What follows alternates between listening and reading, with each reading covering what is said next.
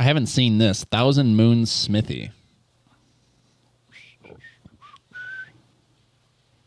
I'm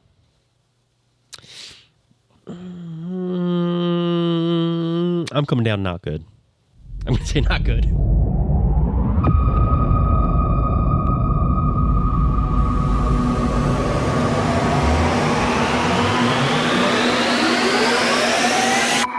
Hello, world! Welcome back to the Moxstars podcast, the #1 podcast in the world for Magic the Gathering and Dr. Pepper, in tandem, both of those things. That Venn diagram? Yes. We're right smack dab in the middle. Right. Actually, it's the two circles just overlap each other entirely. Whoa. That is our Venn diagram. Today, we're here. I'm Evan Kunai. I am one of your hosts. I'm here with Jordan Garcia. What up, bish? And Christopher Ritter. What does the pie chart of Magic the Gathering and Dr. Pepper fans look like? You know, we should. Well, when we went to MagicCon, it was a very large portion of the pie. Honestly, I was surprised at how many people would say that. You know what? I actually I crossed the two as well. I crossed streams on Dr. Pepper and Magic. Cross streams? Yeah. Okay. Yeah. No further questions. All right. Then we're moving on. If you'd like to support the show, you can do so by finding us on YouTube. You can like, subscribe, and hit that bell for more notifications. You can find us on all major podcasting platforms where you can leave us a 5-star review. You can find us on Discord, the link down in the description below.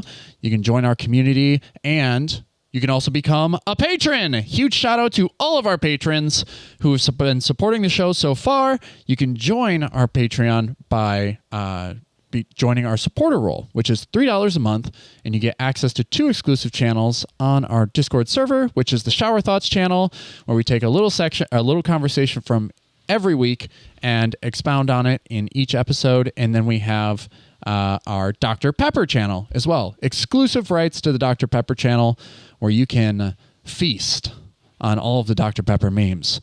It's a lot of flavor. There's a lot, 23 flavors to be exact. Plus, you got to include like the overall flavor combination of the 23. That's like 23 spices. You're not minimum 23 flavors. Not even counting sugar, right? Yeah. So then it's Well, does that count as a spice? no, not a it's spice. not It's a counting. flavor. Oh, okay. No. So then it's like Hard no.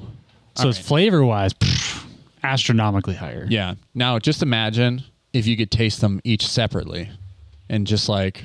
I don't think that's possible. It's one of the most complicated beverages on the market. It is incredibly complex. God, we should be sponsored by Dr. Pepper. I swear to God. Where's the Dr. Pepper money, guys? Where is it? Come on. Dr. Pepper, you're sleeping on this. Talking about shower thoughts, though, we have one shower thought from one of our patrons, Kunai08. Wait, I know that name. Hey, that's my brother. Willie posted a question to the Shower Thoughts channel asking us what is our limit on this Universes Beyond like immersion, right? So let me just find the question here and quote it verbatim. Bow. How about, is there a line for you guys when it comes to the Fortnite-fication of the game? I get that most of us are nerds and are into most of the crossovers, but is there a point that Magic starts to not feel or look like Magic anymore? And I feel like that opens up a pathway for a lot of interesting conversation. We could talk about this. This could be like an episode. And it could be an episode where we just expound on like how the game has changed in appearance over the past 2 to 3 years and the acceleration of that. But yeah, what are your guys' thoughts on this?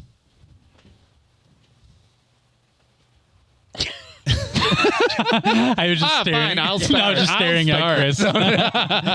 I think I don't know. It's like it's a personal preference thing. Like you meet all the old school Magic people, right? That actually were playing like standard in '99.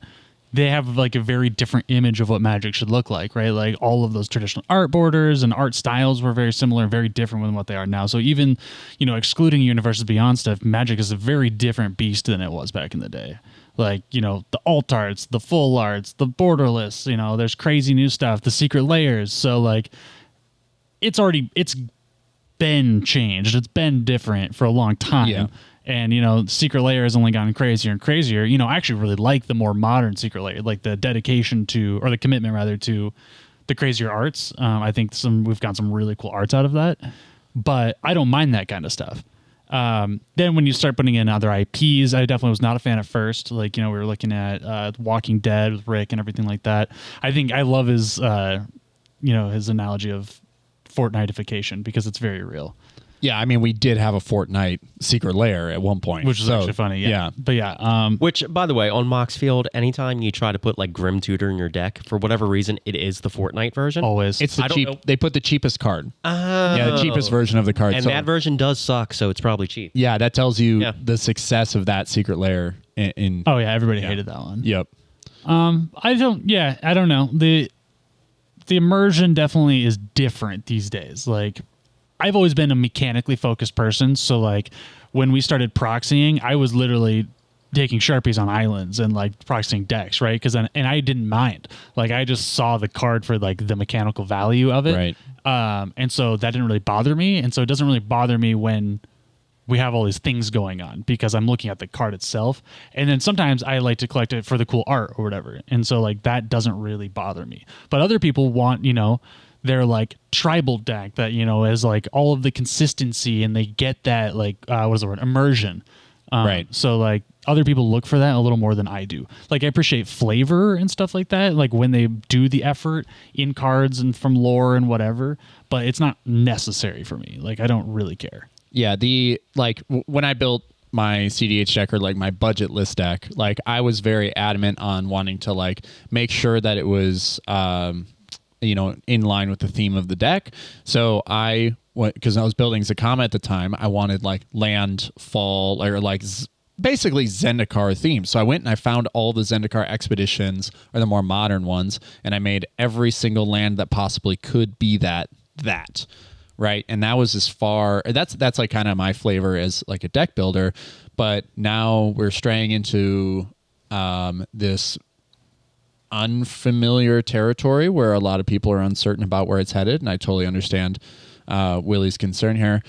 But I think for me, the starting point of when it became very fuzzy was when Seb McKinnon's artwork started to like really explode onto the scene, and everyone was like enthralled with this like different type of artwork that could evoke so much emotion. Now we've come to not really partake in Seb McKinnon's artwork anymore, but that has led to different artists gaining favor in the Magic community, like Dominic Meyer, whose definitely unconventional art style has found its way onto a lot of cards.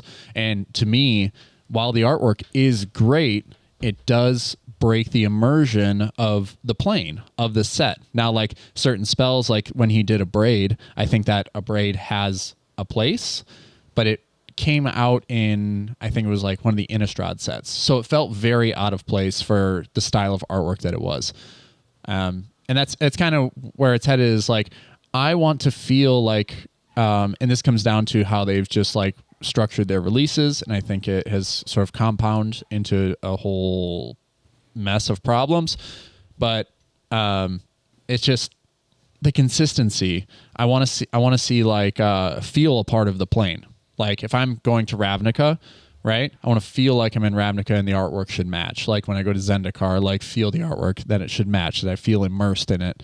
And with this, you know, what we're going to talk about later with Lost Caverns of Ixalan is I don't feel immersed in it because some of the artworks just kind of pull me out.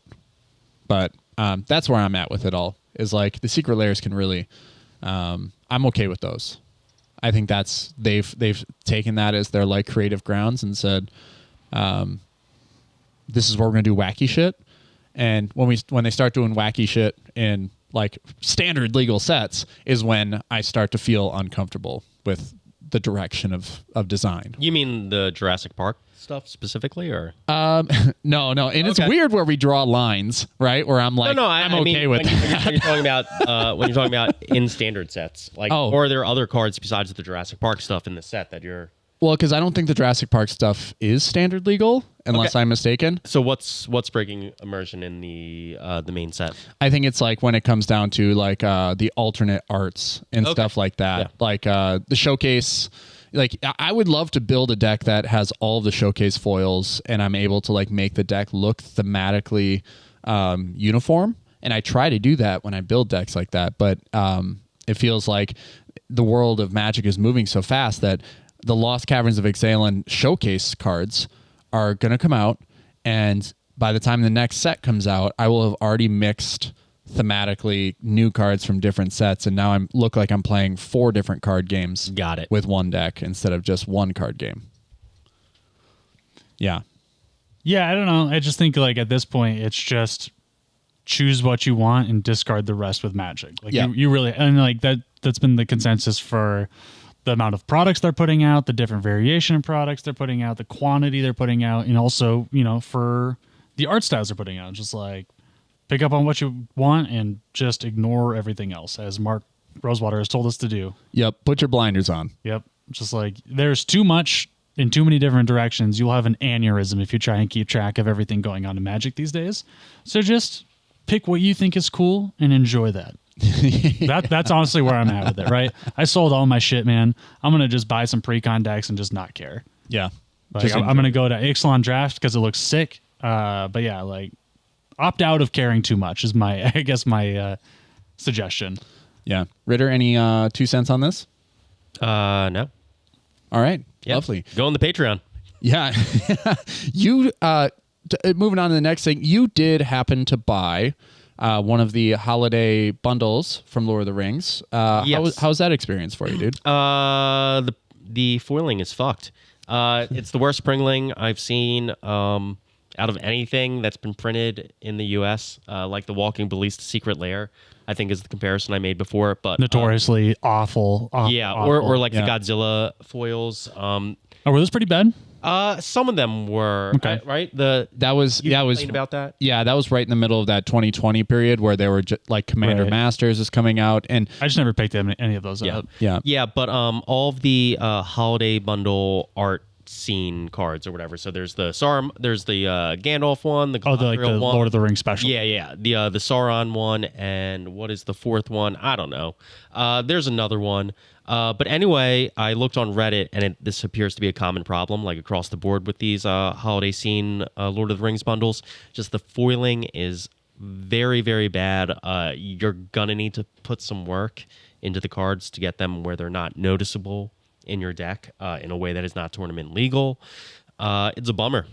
Yeah, I think that's really what it comes down to. Is we definitely put a lot of weight on the whole like tournament legal card, like the card quality, and it's a quality control issue. Like Yeah. at the baseline, it is just a fucked version of the product. right. You know? Which one did you get?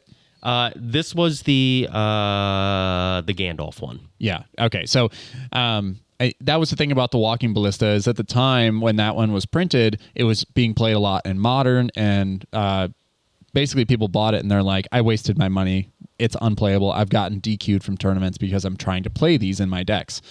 I also bought the International Women's Day Secret Lair when that dropped, and that was also very similar in quality. They were unplayable. Yeah. Yep. Sucks. Right as soon as I opened the pack, they just went. They just went. Whoop. Yeah, it's like literally watching Yep. They into like pringled little up. curls. Yeah. Yeah. So, man, that sucks. I'm sorry. And there's some cards from these bundles. Like I think in the Galadriel bundle, it's like Mists of Lorien. That is probably it's like a mini Psych Rift. It's probably going to be I think it's going to be a staple. I think it's really good. And people are going to want to play that, and they're going to have to put some work into that card or get DQ'd. Yeah. Oh, is there mechanically unique cards? Oh, Yes, they're all of them. Yeah. All of the art cards are mechanical. It's a total of I think 24 mechanically Nope. unique cards. I've already opted out. Thank Yeah. you. Yeah. So, yeah, I mean, that's why we moved towards proxies, right? Yeah, get the proxy. Yeah.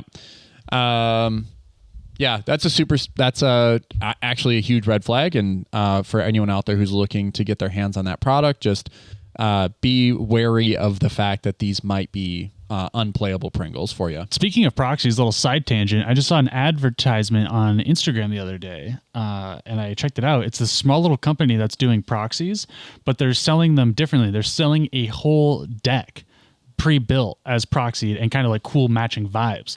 So they had just released, and they're cEDH decks, and so they released the Blue Farm Timna Crom, and it's all like psychedelic themed and shit like that. And so you get 100 card deck. Let's go. $60. Oh, Yeah. whoa. Yeah. So That's shocking. I'm sorry I don't have the name off the top of my head to actually Right. properly plug this company, but maybe I can like give it to you, link it below or something. Yeah. Yep. If we end up finding it, I'll put it down in the description. Yeah, I think they have 4 decks at this point. Like Yuriko was one, Kaliyo was one. So. Lists that are like figured out. Yeah, exactly. Yeah. Exactly. So I might pick up one of those. I just want to see the quality. Like the art was very cool. How much are they? Totally. $60. Oh, okay. That's not bad. Yeah, it's like a pretty good rate for 100 cards, custom printed. Like, Yep. Let's go. All right, sorry for derailing. Let's hop into our conversation on the Lost Caverns of Ixalan. The main topic for the day. We're talking about this set, not just about cEDH, not just about Casual Commander, not just about draft, just a little bit of everything, how we're vibing with it and how we think the set as a whole was produced. Obviously, we love shit talking Wizards of the Coast whenever possible, so let's dive right in. Yeah, this is our set rundown. I'm just kidding. I actually, off the bat, I think this is a very fun set. I'm very excited to draft it, and I'm actually very excited to get into like casual commandees with it. Like, there's just some good flavor. There's some new mechanics, like finally good, like something to sink your teeth into and like actually go on Scryfall and reason to like build something again. You know? Yeah, yeah. I feel the same way. I'm so stoked to actually go to pre-release, open these packs, and figure out how all of these mechanics work. That's probably my one gripe for the set too, is how many new mechanics. There's a lot of shit to read, dude. How many new mechanics can you put in one set? So hopefully we can cover most of those today and give y'all, our listeners, a good grasp of what to look out for in the set coming up. Okay, should we just cover some of the new set mechanics real quick? Yes. Okay, so let's start with Descend. Okay, so Descend is let's just see. Here we go. You descended if a permanent card was put into your graveyard from anywhere. So it is notably, we had a little bit of a... Has to be a card. Can't just be a permanent. Yeah, it has to be a card. So we had some confusion with that earlier because, Chris, I thought you had broken it for a second. I went so far as to look up the official rules to double check. Okay, tokens are permanents. They remain permanents as they change zones. Correct. When does it, disappear into the ether? Like, when does that moment happen? Would that actually trigger the Descend trigger? But the word card is in the rules, so it doesn't matter. Oh, interesting. Yeah. Yeah, Meow Sarita 110E and 110 corrected us on that. F, I think. God, it's what I love about Magic is when you got to go to the books. Okay, well, I have a question then, because what is Descend 8? Because here I'm seeing activate only if there are 8 or more permanent cards in your graveyard. Yes. So we have multiple Descends? Yeah, this is where all of the mechanics from the set get very kooky and wonky and are not just evergreen words, which is where my problem in lies the problem, right? Descend 8, yes. So you need to have 8 permanent cards in your graveyard in order for that to be an ability that you can use. But so Descend can be a threshold and a trigger, kind of. Yes. Yeah. So Descend, no number behind it, just means that a permanent or a permanent card specifically has had to go to the graveyard this turn. Yes. But if there's a number after it, it's counting the number of permanents in said graveyard like threshold. Guess what, man? There's a third version of this Fathomless Descent. Shoot me in the face right now. I don't even want to do this anymore. Now, there is a very specific card that says you cannot, it has Descend 8, but then it says you cannot do the activate this ability unless 8 cards were put into your graveyard this turn. So there's another form of it there. And that's not Fathomless. That's, I don't No. think. No, What is the Fathomless? I want to say that it means X, but it means X and then measuring that a specific value for X. Like it's on the back of Mantalanza Do you have that?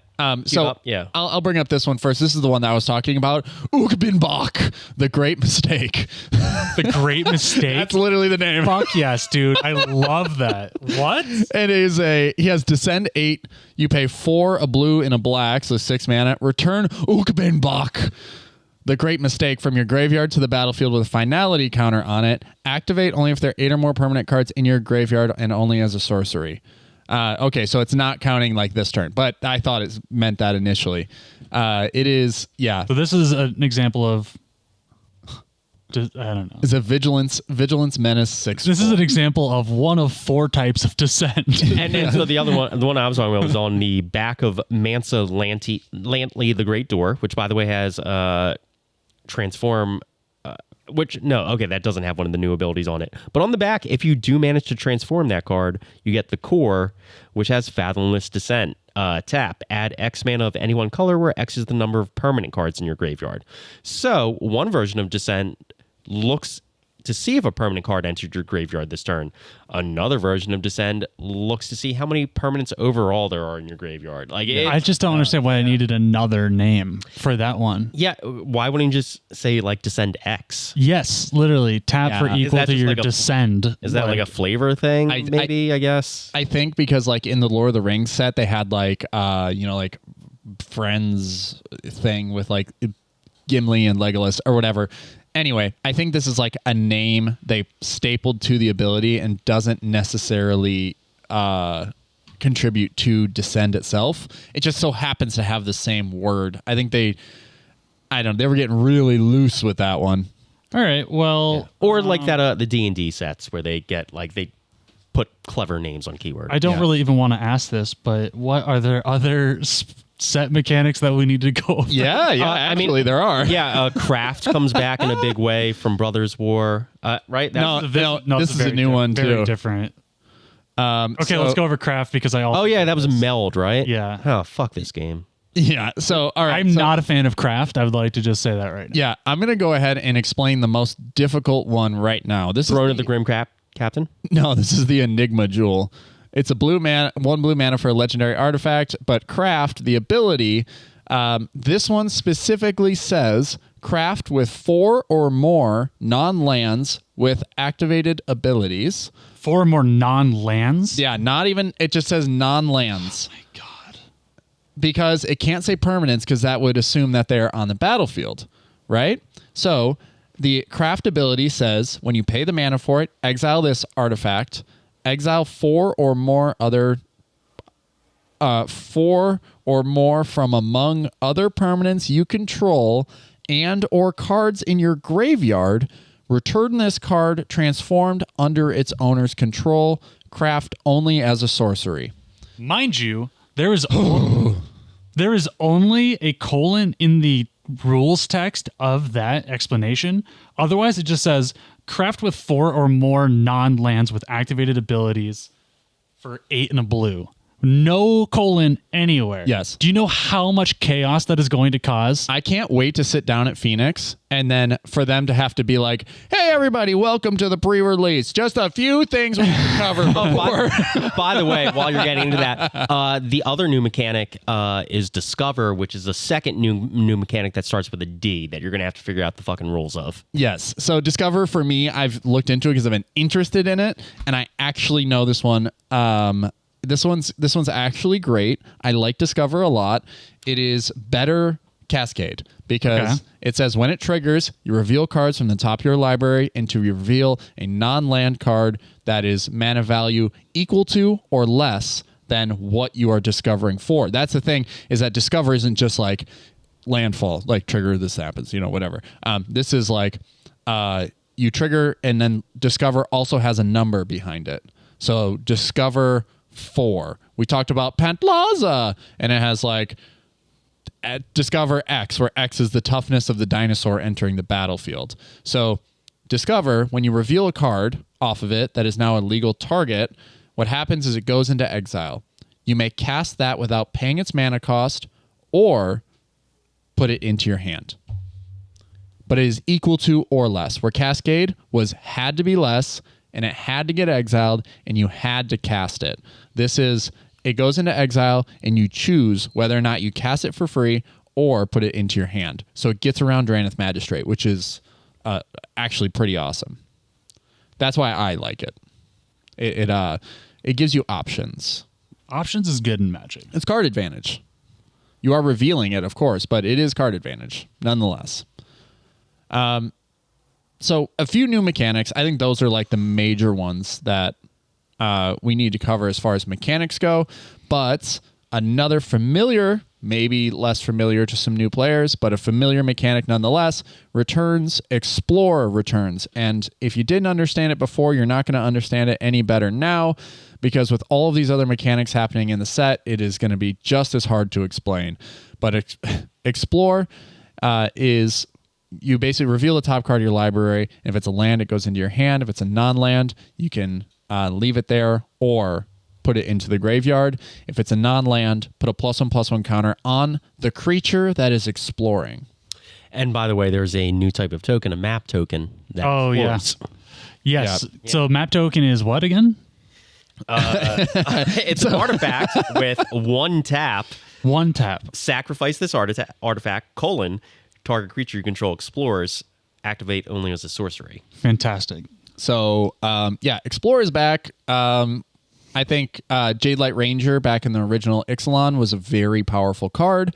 There are a few cards in here that explore multiple times per turn or allow you to double explore or allow you to do blah, blah, blah, this, that. I've never drafted with Explore, but I can only imagine it goes crazy. It's a dud. Most of the time, like in the original Ixalan, it was a dud because you would just reveal a land. It would go in your hand and you would get basically nothing off of it, because that means you're just getting flooded. Oh, that's fair. But, it does essentially allow you to draw cards sometimes or know what's coming. Hey guys, I have an update on Fathomless Descent. Yeah. That makes it worse. So I'm looking at the card Squirming Emergence, and this card has... Now that's a name I like. Squirming Emergence. Yeah, and this card has Fathomless Descent, which I think we thought meant it related to X in the previous thing, but... The reading of this Fathomless Descent is return to the battlefield target non-land permanent card in your graveyard with mana value less than or equal to the number of permanent cards in your graveyard. So you're doing some, I think, calculus there. I think Fathomless Descent is like you're looking at like it's both X and maximum values. Yeah, it seems like it only pertains to like... I don't know. I just want to move on. I would not. I think the bottom line for me, I would not have called it Fathomless Descent because that doesn't answer anything about it. It doesn't. No, it absolutely does It not. just gives me more questions. Or even, I think, even putting Descent in there as just put a Descent. related thing. Just because you're already describing the thing totally, and it's something different than regular Descend. So why even call it a related term? Because it does nothing. It does not even relate to the core. Or whatever. I am okay. I'm a little lost. We're in the weeds. We're in the freaking weeds right now. Yeah, we gotta pull up. We gotta pull up. All right. And here's my question: how do we want to do this? Are we gonna go by color? Are we gonna go by rarity? Or are we just gonna fucking go for it and we're just gonna say cards we like? All right, everyone who's listening right now, pull out your phones and go to moxstars.com and vote and see which direction we take. We'll wait. Just talk about some cards. Let's just shoot from the hip. Yeah. We're shooting from the hip. You guys voted. We're shooting from the hip. Evan, give me one card you really like right now. Okay. It is Oger Kaslam, Deepest Growth. Nope, not that one. I like... no, all right, go. Okay, all right. Oger Kaslam is one of the more interesting cards in the set because it gives mono green legs in multiple formats. It is 3 and 2 green for a legendary creature, God. You'll notice this. There are a few other creatures with the Oger prefix that is like to determine whether or not they're gods. I have a question about this card when we get to the flip side. I thought you were going to bring up Descend again. I was going to freak I'm not, out. no, but it is about a keyword. Yeah, and it is pissing me off. He's pissed.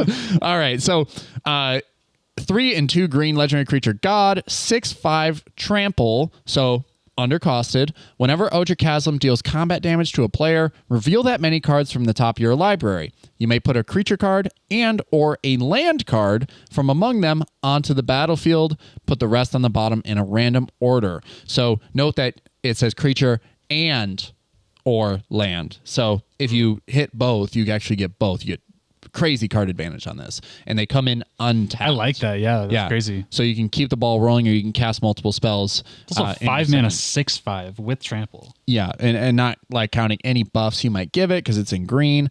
When Odra Chasm dies, return it to the battlefield tapped and transformed under its owner's control. Ritter, take it away. It transforms into Temple of Cultivation. You can tap to add green, or you can tap it, pay green and 2 colorless, transform Temple of Cultivation, and I don't know why they didn't just put activate only if you have the city's blessing and only as a sorcery. Activate only if you control 10 You know what it says on the permanents. card? Activate only if you control 10 or more permanents. And you know what that is? That's the city's blessing. Which is from the last. Which is from the last Which set. had a keyword that was called ascend. Oh my god. Wait, is ascending the opposite of descending? No, it's not. Functionally, not even no, remotely it is close. not. Oh, No. okay. I will. I am so mad right now. Yeah. All right, so here's the thing. The reason why I like this card, all the gods have that ability for when they die, they flip into a land. That has kind of been the consistent thing with Ixalan and their set design is that they really like these like transforming into land cards. But this Also one, the gods that return, but this is a unique way to return, which I really like. yes, and this one is the most viable and realistic to return the turn it gets flipped over. So if it, totally. Yeah. So this one I feel like is more of a threat than any of the other gods. And not only is it a threat to return as a 6/5 trampler faster than the other ones, it is also going to generate just imagine the turn it comes back around. It's like, yeah, so I'm going to punch you again for 6. Are you going to block? And then if you do block with a Death Toucher, it just flips back over. You probably still have 10 permanents. Flip back, and it goes right back to Odra Chasm.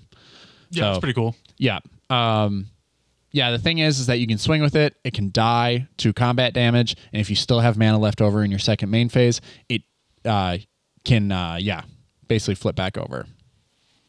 Because it returns to the battlefield. Oh, tapped. So you got to wait a turn. Never mind. This is low-key a kind of a cool jet mirror card. Yeah. Just that attack or the combat damage trigger is nutty. Yeah, you're going to get a lot of advantage. A lot on of that. green stack stacks, like creature heavy stack stacks. I could see this for sure. This is definitely one of those cards I'm putting in my casual decks. This isn't a cEDH card by any means, but in a casual Samut Voice of Dissent, all creatures have haste. It's a gas card. It's an engine by itself. Totally. Lets you look at 6 cards and maybe play 2 of them onto the battlefield. That's pretty insane. Yeah, that's why I think it's going to be crazy in Commander, because there's just the odds are really great for you that you're going to get through to somebody and you're going to get to look at the full breadth of cards. Right. Yeah, that's one of the many cards that I like from this set. Well, I hope Who's you next? picked a good one. It's the only one you get to talk about. I would like to pass it over to Chris because I don't have one yet. Oh boy. Sure. I want to talk about a card that I don't think I have no strong feelings about it, but we do. We forgot to talk about another new mechanic in the set, which is finality counters. And a way to talk about that is by talking about the card Intrepid Paleontologist, which probably now that I'm looking at it, you can play in some sort of deck. Tap to add 1 mana of any color. Pay 2 colorless. Exile target card from a graveyard. You may cast dinosaur creature spells from among cards you exiled with Intrepid Paleontologist.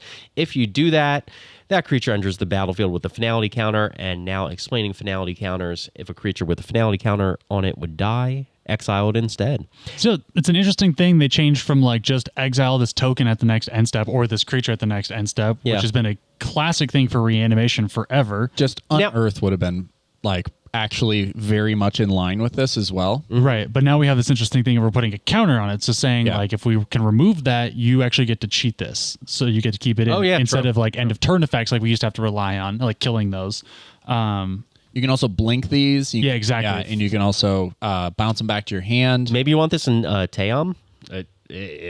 I don't know. It does exile target card from a graveyard, which is going to be have a lot of utility for green decks to interact with other decks that are trying to win through Underworld Breach lines. It's obviously not as good as Deathrite Shaman, but it was giving me some Deathrite Shaman vibes.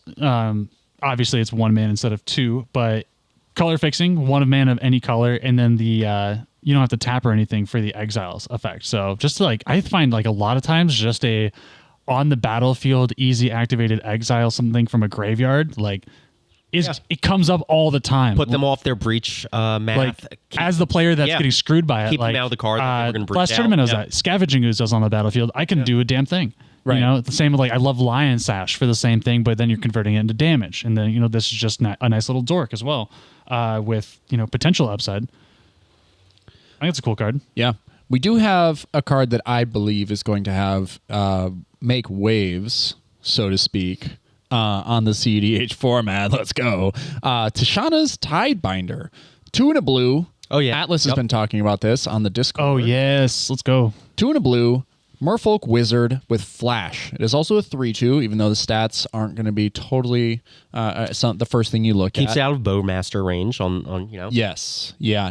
When Tishana's Tidebinder enters the battlefield, counter up to 1 target activated or triggered ability. If an ability of an artifact, creature, or planeswalker is countered this way, that permanent loses all abilities for as long as Tishana's Tidebinder remains on the battlefield. Hey, speaking of Bowmasters, Yeah, I think that's a pretty good target right low-key, there. that's pretty sick. Yeah. Yeah. Turn it off. This is something that like turns off a Tivit, turns off a True. turns off a commander. Like people who've always been worried about Najila activation on the stack. exactly. Boom. Nope. Wow. And then it doesn't even. Then it's not only can she not activate that anymore, she can't even swing and make warriors anymore. Right. So No, I think it's really cool. The only thing I hate about it is it doesn't say enchantment. Like I just wish it said non-land permanent. oh, so you could like stop like Food Chain or something. Rhystic Study. Yeah, I mean, yeah. So you don't get Rhystic Study triggers Rhystic anymore. Study, Smothering Tithe, Underworld Breach. Like there's. Ew. Yeah. Or Underworld Breach is not a trigger, but. Well, it would lose all abilities, so it just. Well, it doesn't have a trigger to. Oh yeah, it wouldn't die. Yeah. But there's plenty of things. I wish you could hit Rhystic Study with this. That's all I'm saying. Yeah, I think it's a great card. I think it's really actually going to see play, or at least people are going to test it out for a while. I think it's very interesting interaction, and we've been discussing multiple times that we don't have a viable stifle effect in cEDH because it's just not good. None of them are good enough card quality. Right, and we've been talking about how good creatures are With right? ETBs, with Flash, so... And they just made another one they just made this creature with an ETB that is uber stifle. can stop other creatures with ETBs that can basically alter. Yeah, so it fights the ETB problem. It fights the while general contributing to it. Just general having a stifle effect, which is amazing. Yep. Like this also is a Thassa's Oracle stopper, right? This also stops Dockside. Yeah. Like this kind of goes crazy. Yep. I think it stops a lot of win conditions, and people are going to be very happy when this works for them. But Yeah, it's worth testing for sure. Oh, 100%. I think that people are going to find slots for it. I mean, even Atlas has already found a slot for it. So, Question. and that's one of the loses all abilities? yeah. Oh, that's awesome. So if you hit a Dockside trigger with this, nobody can even copy the Dockside because the Dockside will have no abilities. Yeah. That permanent loses all abilities for as long as Tishana's Tidebinder remains on the battlefield. So you'd have to do it in response to the Tidebinder coming. Yeah, exactly. Yeah. No, really cool card. I don't think we're going to see many other cards from this set influence cEDH in the same way, but there is a new white removal spell that could potentially get there. Are you talking about the creature? No, this is actually an instant. Oh, there's another card that I've already seen show up in cEDH lists, and it is not the card you're talking about. All right, I'm going to talk about my card real quick, and then I'm going to get to the card because I'm super curious what yours is. It is called Get Lost. 1 and a white instant. Destroy target creature, enchantment, or planeswalker. Its controller creates 2 map tokens. And to me, map tokens Garbage? are garbage. Right? Yeah. They're not treasures. And the thing is that They're they half of a contribute, draw. they contribute to Dockside count. Yeah, literally. So it's like, I'm going to kill that and then play Dockside. I think. I think this card is good. I would rather play Soul Partition. I think, and that's the spot it will compete with. That's fair. For me, like the fact that this hits, a creature or a Rhystic Study is like amazing, and also sometimes like an Oko, because I've been seeing Oko a lot lately. Yep. Because it deals with the One Ring. Right. Yeah. Right. Legit. And then I think we'll probably keep seeing more of that because of that. And I think that's why Soul Partition probably takes the slot too, is because the Soul Partition deals with It's the that. One Ring. Yeah. Yeah, and the fact this is an instant, and then like you said, like you could totally greedily just jam a Dockside after this too, bro. Like I'm just imagine like hitting a Mother of Machines, putting ETBs back online, giving you 2 tokens, and then Docksiding. Like that sounds gas. Yeah, it's beautiful. And instant speed, so that's great removal. Chris, what's your card? Dauntless Dismantler. 1 colorless, 1 white, creature, human artificer. It's a 1/4. Importantly, puts it out of Bowmaster range, and it's a really great stacks piece. Artifact. Oh shit! Yeah, artifacts your opponents control enter the battlefield tapped. Woo! Which Bro, this is what's that? turning off treasures. Very similar to Blind Obedience. Wow. Similar to Mengelhorn as well. Yeah. Cheaper than Mengelhorn. What the F, bro? Asymmetric stacks pieces on creatures is what we've been talking Yes. about as like goated, right? Guys, there's a second ability on it. XX white, comma, sacrifice Dauntless Dismantler, destroy each artifact with mana value X. That's so sick. Stacks piece plus removal. Plus Pernicious Deed, basically. On a human with a great body for blocking. Winota. Woo! There's It's also an artificer. I think there are some artificer lines out there as well. Yeah. Yeah. I play this in Jetmir for sure. Okay, wow. This is cEDH viable. This is 100%. crazy. Not more than viable. Like I'm saying, I'm is. seeing it in Winota and Elevere already. This is gonna start pushing out for me like Blind Obedience. Even though Blind Obedience is really good, unless I have an outlet for that, like for the extort. Yeah. Like if I don't have lines that are going to take advantage of that, then this is just a strict upgrade for. Yeah. Well, maybe not a strict upgrade, but no, you it's- don't really it's care about creatures entering the battlefield adjacent. tapped in cEDH. Right. I feel like the ETB is the thing to look out for. You don't care about them being untapped for combat. Yeah, the only thing is like Kiki Jiki. If you somehow, some way lose to that, then you'd wish you'd had the other. No, but I think this again, unless you have the outlet for extort, I feel like this is great. Drop your Blind Obedience. This goes right in there. Yeah, and if someone's like gonna psych riff so that they can go off with all their treasures or whatever, you can just be like 1 white, sack it in response, and blast all the treasures. So unbelievable. Yeah, really. All the card mana goes crypts. hard. Yeah. Also, like the 1/4 stat line is insane. Like Bowmasters ain't gonna touch it, and then you don't have to ever swing with it. So now you're Timna proof. Well, think about and 1/4 is such a great bot. Like what is it, Spirit of the Najila Labyrinth, proof? that I always see just like eating attackers. Yeah, exactly. Yeah. Yeah. No, yeah, this the is stat line is sick. wow. That was a great shot. For That's a some really reason, good that just went right under the radar for me. I've never seen that until just now. That's crazy. I am floored. We can just end it there. Yeah, you guys good? Yeah. There we go. I mean, what else are we looking at? Are there any? We haven't talked about brewing around any commanders. That's true. I did want to talk about one notable card I saw, mostly just because it's kind of a slightly pushed card version of another card. We've been seeing, obviously it's a very artifact heavy set, right? So we see this enchantment, usually on enchantment. This one is Dusk Rose Reliquary for 1 white artifact. When it enters the battlefield, you get to exile target artifact or creature an opponent controls until it leaves the battlefield, right? We see this on enchantments a lot, sometimes on artifacts, like Portable Hole and stuff. The difference here is this is only 1 mana, and it hits, Portable only hits CMC 2. This has additional cost to cast it is sack an artifact or a creature, but has Ward 2.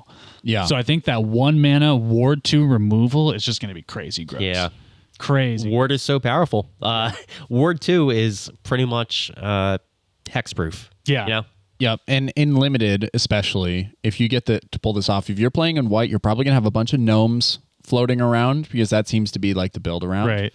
Map tokens. Yeah. Map tokens. God. Yeah. Please. Yeah. Yeah. Sacrifice them for this. But yeah, the Ward 2 is going to be so hard to get around. Your opponent's going to have to invest so much just to get whatever you exiled back. Probably their Oger or whatever, their god, you can actually hit with this for some reason. It's actually really great. You can, Yeah, and limited if you're burning your 1 piece of removal on this and paying 2 extra mana, 100%. That's a good trade. That's a really good card. Yeah, so there is a multicolored card that I have, since I'm in the brain for brewing Teom, I've been really looking at this. This is the Myco Tyrant. It is 1 a black and a green legendary creature, Elder Fungus, as star for its power and toughness. It has trample. Myco Tyrant's power and toughness are each equal to the number of creatures you control that are fungi and or sapperlings. At the beginning of your end step, create X 1/1 black fungus creature tokens with this creature can't block, where X is the number of times you descended this turn. That is the creature I was looking for earlier when I was describing descend having another form. Another form, yeah. So in Teom, if you loop a bunch or whatever, you're putting a ton, you're descending a ton. It's a deck that just descends. So having this in there, you just pull it in and then go to end your turn. You're probably spawning like, I don't know, 7, 8, like maybe more little tokens, which all enter with vigilance counters on them. So you actually like gas yourself up for the following turn. Yeah, there's a lot of fun legendary creatures in this set. Like we can spend a lot of time going through potential builds. Like this one I think is fantastic. There's a new Vito, and he's actually an interesting Vito and not just super boring. Vito, Fanatic of Aclazotz. 2 white black for a 4/4 flying vampire demon.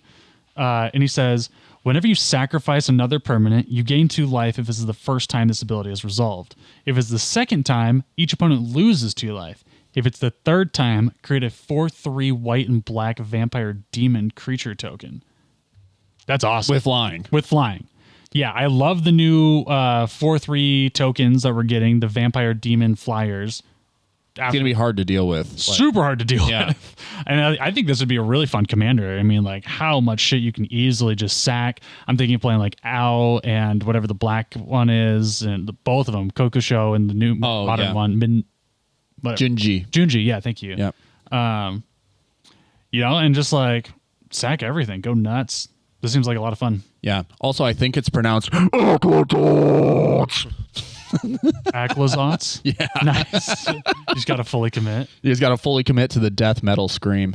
No, I'm I like, obviously I love dinosaurs. This set's great for that. We're getting a lot of one, we're getting reprints from the original Ixalan that they carry gravity here in limited, and we're getting notable reprints like Gishath is just straight up a full reprint. Yep. We're getting God, what is it? That enchantment. What's it called? My brain is farting right now. Can't you hear it? Growing Rights of Itlamok. I can't believe it took me so long. But we're getting a straight up reprint of that, which is an incredibly valuable card. Like in Commander, that thing just runs wild. But so as far as like dinosaurs go, there is a new enchantment that has me like particularly intrigued. It's called Poetic Ingenuity, and it highlights the romance of Huatli and Sahili. It is 2 and a red. That's cute. For an enchantment. Whenever 1 or more dinosaurs you control attack, create that many treasure tokens. Whenever you cast an artifact spell, create a 3/1 red dinosaur creature token. This ability triggers only once each turn. And the flavor text says, "You inspire me." I love it. That's pretty cool. Yeah. Whenever you cast a dinosaur spell, what? Whenever 1 or more dinosaurs you control attack, you create that many treasure tokens. Bet. Okay, that's pretty sick. Yep. Yeah, and Dino Kindred is, or tribal. Well, Kindred is now. Yes. The keyword or the terminology they want. Oh, tribal's dead? Yeah, tribal is no longer in use. Boo. It's not the preferred nomenclature, to paraphrase. Am I a bigot for saying the tribal? times are changing? Well, it is kind of it's kind of like it is changing times, and it is also a recognition that there are some negative connotations to tribalism, for sure, right? for sure. If you live in America, you're aware. So yeah, but dinosaur decks are super viable now. There are so many great playable dinosaurs. You could get 100%. Yeah. You could Remind me get what great it is. value out of this. Remind me what it is again. Proper terminology. Kindred. Kindred. Yep. Kindred dinos. Yeah, there's a lot here for dinosaurs, and I think that people who have been devoted to the Gishath, devoted to the Zakama, devoted to whatever, you're going to be rewarded heavily for just sticking with that deck and loving it. Okay, I'm taking over. There's a couple super cool artifacts. It's a very artifact heavy set, which I love. There's a couple cool ones I want to go over. Oh my god, the names. Matzalantli. Where's it at? I'll do it. Matzalantli, the Great Door. It is a 3-mana legendary artifact. Tap, draw a card, then discard a card. Loot. And then it says 4 tap, transform Matzalantli, the Great Door. Activate activate only if there are 4 or more permanent types. Not any of the descent stuff. So that is what is that? Fuck. Ability? It's the Darcy thing. Yes, Delirium. Why didn't they just put Delirium on Jesus here? Christ, bro. So could I have Loot, Delirium, and City's Blessing on the same card? Yes. No, this one has the descent thing on the back, I think. Yeah. So it does have the Fathomless Descent there on we the go. back. Yeah, So yeah. when you transform it, it becomes Jesus. It becomes a legendary land called the Core. It has Fathomless Descent. Tap. Add X mana of any one color, where X is the number of permanent cards in your graveyard. That seems pretty dang good. That's real. It is good. Yeah. That Yeah. seems pretty crazy. So this is very similar to like Azor's Gateway, right? Where you would like pay 1, tap it, exile a card from your hand. And when you have 5 or more different mana values, you transform it into the vault of whatever, and then it would do the same thing, right? Yeah, you don't have to pay mana on the loot, and it's Right. Yeah, I little just better feel like costed. 4 different permanent types is a little prohibitive in a lot of formats because for sure. artifacts a gimme, lands a gimme, creatures a gimme. Don't forget, my friend, battle is now Okay, but- it's in the reminder so- text now. Okay, I see decks running a maximum of 1 battle. There's not a single battle in this set. maybe Just give it like 2 more years. maybe and your Delirium's 1 gonna be battle is easy. on the board for that 4th type. Maybe one of your 3 or 4 enchantments is on the board for that. Yeah, you're probably 4th right. type. I think it's just really hard to get there. Yeah, the thing is, you're probably like discarding a battle because a lot of battles just transform and re-enter the battlefield, so you wouldn't even see it in your graveyard. Yeah. I would say artifact, creature, land, instant. No, permanent card. Oh, it is only permanent. Wow. Yeah, so Okay. Planeswalker. Jesus, yeah, Maybe you're actually run right. 1 or 2 Planeswalkers max. This is- like it's just so hard to get Why there. I 4 think. Yeah. different? That's why they couldn't name it Delirium. Yeah. Anyway. Okay, moving on to the It's next gonna be really hard to hit. That's gonna be really hard to hit. Yeah, whatever, who cares? Moving on to the next one. Roaming Throne, 4 mana, 4/4 artifact creature Golem. Shout out to my Golem fans. It's Ward 2. Shout out to my Ward 2 fans. And then shout out to my Kindred fans because this is sick. It says, as Roaming Throne enters the battlefield, choose a creature type. Roaming Throne is the chosen type in addition to its other types. And if a triggered ability of another creature you control of the chosen type triggers, it triggers an additional time. It's a freaking Panharmonicon, except for not really. It's Got legs. Yeah. And I think It's not it's a triggered ability, activated. Any ability. from the last set, Bernard Gingerbread Sculptor was looking for a lot of good. Oh, it's a triggered ability. I'm sorry. No, I'm thinking of the wrong thing, aren't I? Never mind. Forget what I said. Okay, yeah. So it's a triggered ability of another creature you control that shares the same type of it, but it's very cool because you can play it in any Kindred deck. Yeah, I think the collective community went wah on this because there are so many conversations happening on Reddit where everyone is just talking about how many copies of this do they need for the commander decks that they've built over the years. Right. Wizards is off the top of my head like gonna go nuts. Yeah, right. Triggered abilities, anything with Magecraft. It's like, God, yeah, it's gonna be sick. Okay, more crazy artifacts. Let's go. We talked about this a little bit when we were discussing some of the spoilers when they were released, but Chameel, the Inner Sun, 6 mana legendary artifact. I'm still on it. It says, spells you control can't be countered. That's pretty dang good text. At the beginning of your end step, discover 5. Who cares? 6 mana, colorless, Grand Abolisher. Yeah, the good news is, it's not Grand Abolisher quite in the same vein because they can cast removal on certain things or whatever, but they can't interact with you on the stack, which is still an incredibly powerful effect. But I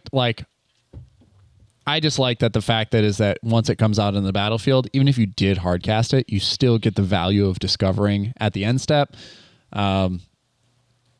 In less cEDH terms, like, Yeah. EDH wise, this is really fun. Yes. Like you're going to be cranking out big fatties and you get to just do whatever the heck you want. Yeah. If you're a green player and you hate being countered by blue players, This is the card for you. But this is like putting a target on your forehead, because like I don't know what, for whatever reason, but whenever at a casual table something says spells you control can't be countered, everyone goes, "Oh, he's gonna do something crazy." Bro, I take everything back. This is the Timmy of Timmy cards. This is very Timmy card. This is a Timmy card. This is ramp to 6 mana. This is cultivate as many times as possible until 6 mana, and then you'll have free reign to cast all your big dum-dums because they're all uncounterable. Nobody can mana drain your Galta now. And then, because you obviously didn't put any card advantage in your deck because you're an idiot, now at the end step, you get to discover 5, and you don't have to do anything the rest of the game, and all of your giant monsters will just pull themselves out of the library. Yeah, so I think this also finds a home in mono white decks, potentially in cEDH as well. True, it is a colorless card. It is going to do something. Yeah, mono white has trouble like generating card advantage even on the high end, on the top end. Even like low 2-color decks maybe sometimes. Yeah, I think you could play a mom deck, so Elish Norn, Mother of Machines as the commander in cEDH, and you could put this in there, and I feel like you're still going to generate a ton of value. It's going to help you just overwhelm your opponent while playing tons of stacks pieces. Of course, which might not be viable for long if most tournaments make the switch to, that whole 90-minute no turns thing. But that's a discussion for a later date. Here's a good card to talk about that has Descend. This is Molten Collapse. Some really nice removal here. Black and a red for a sorcery. It says choose one. This is the other kind of Descend. If you descended this turn, meaning if a permanent card was put into your graveyard from anywhere this turn, you get to do both instead. Destroy target creature or planeswalker. And the other one is destroy target non-creature, non-land permanent with mana value 1 or less. Yeah, I really like it. It's not a Rakdos charm, so you can't like kill someone on the stack with it, but it is like a terminate essentially, right? Or is terminate also instant speed? No. I can't remember. This is insane. I don't think, like, obviously we're not talking cEDH, but like limited, this is crazy level of removal. I think that Rakdos decks in Pioneer could even find use for this. Totally. I definitely see this coming up in a 4-of deck. Yes. They also put vehicles back in the set. There's a lot of there's some ships out here. The Belligerent. Yeah, there's lots of cool vehicles. Yeah, 2, a blue and a red. Whenever the Belligerent attacks, create a treasure token. Until end of turn, you may look at the top card of your library at any time, and you may pay lands and cast spells from the top of your library. That is crazy card advantage in those colors for like in limited. There is 1 planeswalker in the entire set, so good luck pulling it. It is Quintorius Kond. 3, a red and a white for legendary planeswalker Quintorius. Whenever you cast a spell from exile, Quintorius Kond deals 2 damage to each opponent, and you gain 2 life. It enters with 4 loyalty, +1, create a 3/2 red and white spirit creature token, -3, discover 4, -6, exile any number of target cards from your graveyard, add red mana for each card exiled this way. You may play those cards this turn. I wish that token had a keyword. Like, I wish it had vigilance or like first strike or something. Yeah, it's kind of like a continuation of from Strixhaven. This is what Quintorius did in that, and then also in Aftermath or whatever. I can't remember. Okay. But yeah, I mean, it's cool discovering. I guess he's a Discover Planeswalker, right? Because you're casting it from exile. Yep. So, Discover Planeswalker, or just in general, there's a lot of impulsive stuff happening. That's fair. Just in the broader game. So yeah, true. There could be like infinite loops or something like that. I mean, he's got a win con stable to himself. If you ultimate, essentially, you should be able to kill your opponents at that point. I would imagine. Yeah. If you're doing it right, man. Yep. But you got to do it right. Oh, yeah, I see what you're saying. Yeah, you could definitely do that for sure. There are a few uncommon legendaries, and this one is actually important to the community and to the explore mechanic. It is Nikonzil, Current Conductor, a green and a blue for a legendary creature, Merfolk Scout. 2/3 power or 2/3 power and toughness. Whenever a creature you control explores a land card, you may put a land card from your hand onto the battlefield, tapped. Whenever a creature you control explores a non-land card, put a +1/+1 counter on Nikonzil, Current Conductor. Yeah, we're seeing like some support for like because we saw the Enraged Commander support, right? So this is now the God, what is it called? Explore, yeah. Explore support commander. And there's a few cards from the commander decks that actually support Explore even more, which I think are, if you wanted to make this a pauper, commander, it's gonna be one of the best. I think it's has a lot of potential. Because card advantage stapled to that, like basically everyone complains about green-blue card advantage engines. This one is just like, if you do the right build around, which is why I'm excited to see this deck out in the wild. If you do the right build around, it can go absolutely nuts. Yeah, I mean you're guaranteed double value every time you explore, right? Yeah. Because you look at it, it's a land, it goes into your hand, you put that land onto the battlefield tapped. Like, how many times can I explore in one single turn? How many lands can I get to the top of the library? That's a very fun build around deck. Yeah. That is probably going to be really good. You're going to pick up a lot of cards.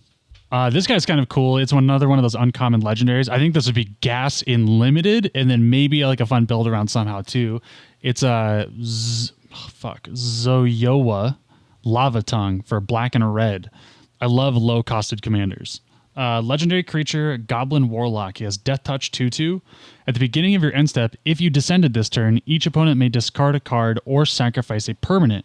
Zoyowa Lava Tongue deals 3 damage to each opponent who doesn't. Whoa. So each opponent, so scales to commander. And then, I don't know. It just seems really cool. This is, I think this is really good in limited. Limited is going to be holy crap, punishing. This is going to be awful. Yeah, it's a kill on sight target. There's another uncommon legendary. I think we're actually getting a lot of power in the uncommon legendary section. And this is one that is going to make waves in cEDH as well for a while. People are going to test this one out. Kutsil Malamet Exemplar. 1, a green, and a white for a cat warrior legendary creature. Your opponents can't cast spells during your turn. Whenever one or more creatures you control, each with power greater than its base power, deals combat damage to a player, draw a card. Yeah, I mean, that's a must include for Elevere. A deck on the rise, Jetmir, for sure. Probably in Jetmir, probably in Rocco, right? Yeah, no, Jetmir crazy because he boosts everything. Yeah, you want it in Sisei, you can fetch it as your Grand Abolisher in Sisei. It also is going to buff Sisei. It's going to go in the 99 of a lot of stuff. It's a good card, I think. Yeah, this plus its stats. It's a 3/3 for 3 mana. Yeah. This is going to be great for, in my brain, I really like this for Jetmir, but it's all going to have utility across many different decks. What is the name of this one? This is Kutzel, right? Yeah. Or Kutsil. Oh, yeah. Yeah. Yeah, I mean, stacks plus card draw. Like, if you're getting a stacks effect that's good and you're stapling that to easily triggered card draw, I'm in. So this also goes in tandem with a mythic from the set, Sovereign Okanek Ahau. 2 green and a white. Legendary creature Cat Noble. 3/4 ward 2. Whenever Sovereign Okanek Ahau attacks, for each creature you control with power greater than that creature's base power, put a number of +1/+1 counters on that creature equal to the difference. Wow, that's a lot of very confusing text. Oh, yeah, this one took you and I a second to wrap our heads around. Yes, but anything that buffs a creature beyond its base power and toughness, so mostly me. It took me a very long time to wrap my head. An Anthem, anything like that. This is perfect in Jetmir again because totally just like +1/+0 or whatever in Vigilance means that everything is going to get a +1/+1 counter, and then everything gets bigger. You happen to get that second +2/+0, and it's like now 2 +1/+1 counters, and then if you get to that final thing, it is game over. It's usually game over anyway, but this is definitely going to be that finisher and help you finish the game even faster. It has Ward 2 on it. Yeah, it does. Yes, it does. God, this whole set just makes me want to fucking play Jetmir more. Yeah, there are a lot of really great Jetmir cards. A lot of stuff that cares about. You could probably even wiggle some dinosaur stuff in there. Yeah, I mean, throw the new Golta Stampede Tyrant in there in Jetmir, where you're playing a bunch of creatures and you can just plunk them all on the battlefield. Why not? Yeah, I'm down. Yeah. Any other cards you guys want to talk about before we get out of here for the evening? Nope. I think that regardless of, even though we did not talk about any of the gnome mechanics, really, I do think that is also going to be an incredibly powerful deck when it comes down to limited builds. So when you're going to pre-release, don't knock it until you try it. Oh yeah, we are not the go-to podcast for limited pick ones. There are other limited resources. There are other podcasts to listen to for that. You're here to listen to us talk about Dr. Pepper. Yeah. Whoa, the best soda on the planet. And if you don't know him, now you know him. Oh, Whoa, whoa, whoa, whoa. All right. All right. If you enjoyed this episode, you can support the show by finding us on YouTube. Make sure to like, subscribe, and hit that bell for more notifications. If you'd like to follow us on find our podcast, you can find it on all major podcasting platforms. Leave us a 5-star review. It's super appreciated. Thank you so much. If you would like to support the show in a different way, you can do so by joining our Patreon. For $3 a month, you can become a supporter, get the official Pepperhead role on our Discord server, and gain access to 2 exclusive channels, the Dr. Pepper channel and the Shower Thoughts channel, where you can help contribute to our content creation. You can also join our Discord community by following the link below. And I think that's about it. Get out there and enjoy yourself a Dr. Pepper, you Pepperheads. You guys rock. Bye-bye. Deuces. Good luck at pre-release.